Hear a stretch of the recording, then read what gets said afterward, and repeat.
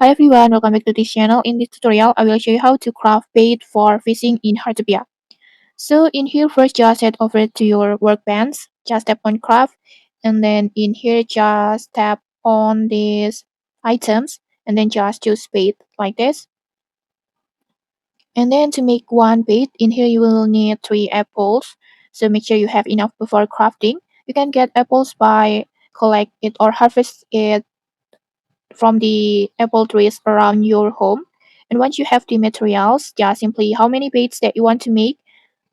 You can increase the quantity depending on how many apples that you have on here. This one, this one. But in here, I just want to uh, make one bait. And then after that, just simply tap on craft like this. And after that, your bait is ready like this. Now you can use it when you go fishing in Heartopia. And okay, that's it. Really easy, right? And yeah, this tutorial is very perfect for the beginner. So make sure you try this step if you want to make or if you want to craft bait for the first time when you play this game.